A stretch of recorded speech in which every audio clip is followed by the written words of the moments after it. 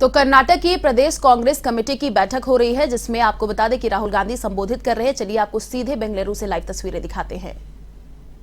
And how they think about fighting elections. I speak a little bit in Hindi also, or would you like me to continue in English? Hindi also. तो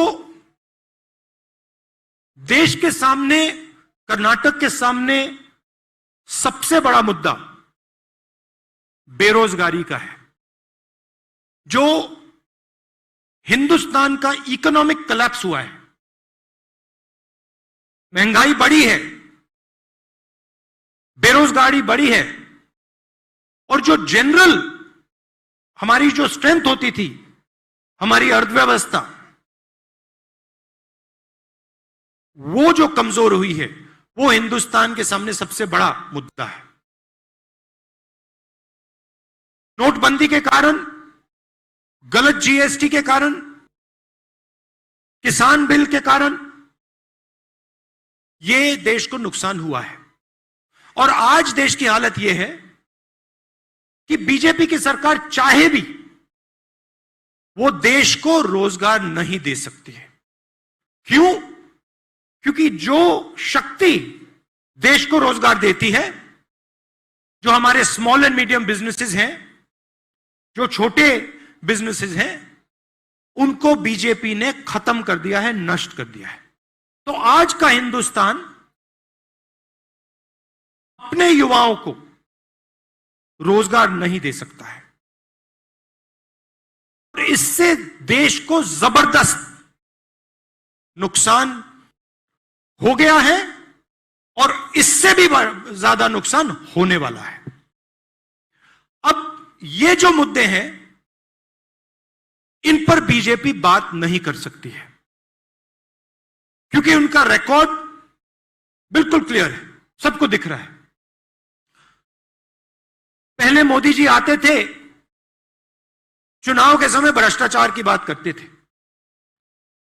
आज अगर नरेंद्र मोदी जी कर्नाटका में आकर भ्रष्टाचार की बात करें,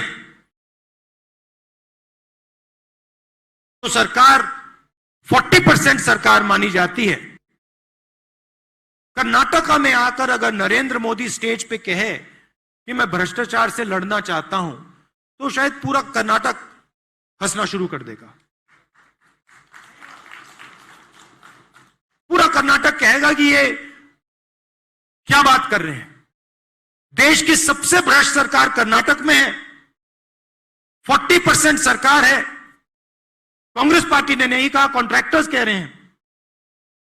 और प्रधानमंत्री आके कहता है कि मैं भ्रष्टाचार के खिलाफ लड़ना चाहता हूं, तो ये तो मजाक होगा। और वो किसी भी स्टेज में, कर्नाटक में क्या हिंदुस्तान में, यह भाषण नहीं दे सकते। आज कर्नाटक का कोई भी नेता, बीजेपी का नेता, हिंदुस्तान का कोई भी बीजेपी के नेता आज स्टेज पर रोजगार की बात, इकोनॉमी की बात, भ्रष्टाचार की बात कर ही नहीं सकता है। बीजेपी का लक्ष्य क्या है? बीजेपी का लक्ष्य गरीबों का जो पैसा है, गरीबों का जो हक है, उनसे छीनकर 2, 3, 4 सबसे बड़े उद्योगपतियों के हवाले करने का है। वो बेसिकली फाइनेंशियल ट्रांसफर मैकेनिज्म है। गरीबों से पैसा लो। 8 लाख मेंबर कर्नाटक में हमारे एनरोलर्स ने, हमारे नेताओं ने, हमारे वर्कर्स ने कांग्रेस पार्टी में लाए हैं।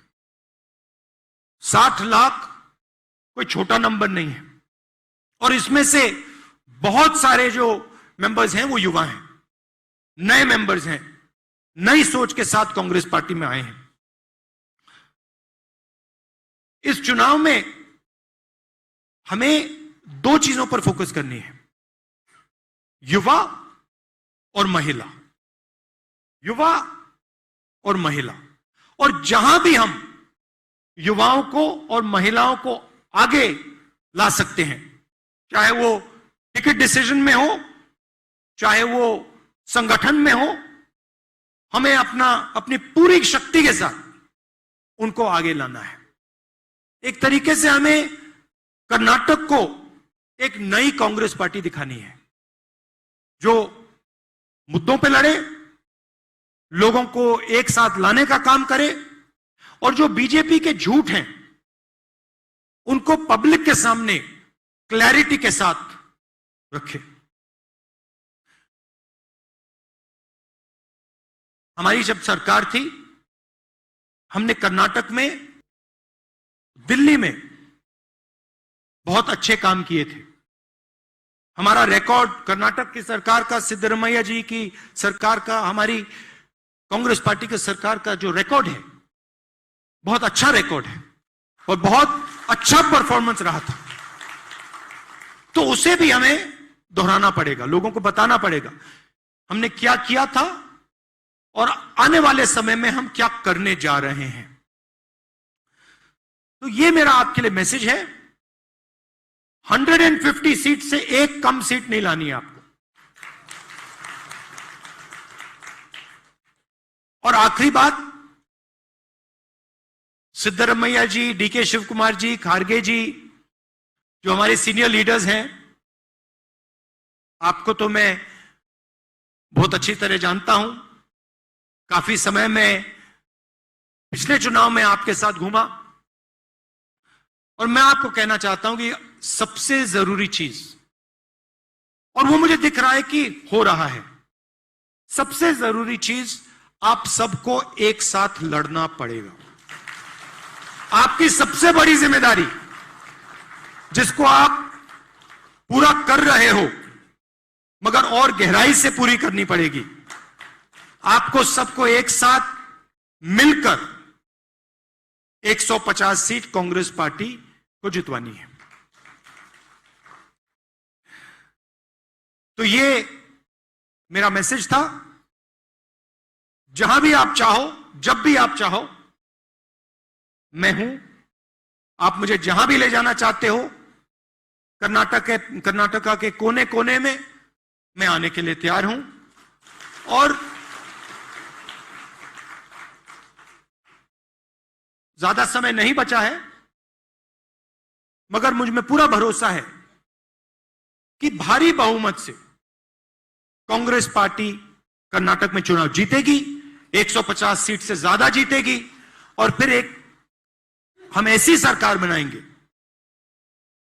जो गरीबों के लिए, कमजोर लोगों के लिए, छोटे दुकानदारों के लिए, स्मॉल मीडियम बिजनेस के लिए काम करे और कर्नाटक को फिर से सही रास्ते पे लाए। बहुत बहुत धन्यवाद। नमस्कार।